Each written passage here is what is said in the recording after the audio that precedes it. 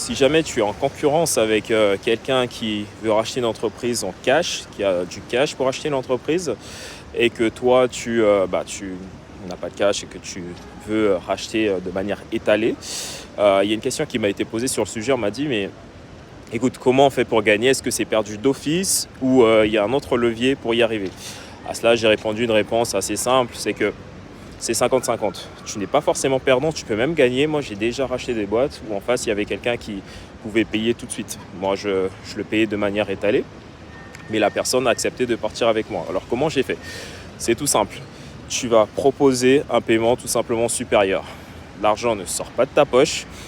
Donc, à ce jeu-là, si tu veux, à partir du moment où l'entreprise est capable d'autofinancer le rachat, eh bien, ce jeu-là, en fait, tu peux graduellement augmenter le prix. Par exemple, si la personne en face propose de payer, je ne sais pas, 500 000 en cash, par exemple, toi, tu vas, par exemple, proposer 600, 700, par exemple, voire plus, en fonction de la capacité d'autofinancement de la cible, donc de la structure que tu souhaites racheter.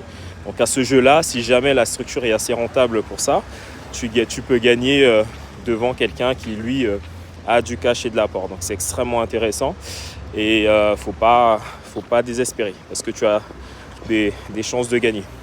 Donc n'hésite pas à t'abonner, like et commente si tu veux en savoir plus. Et je partage quotidiennement des sujets de reprise d'entreprise extrêmement intéressants.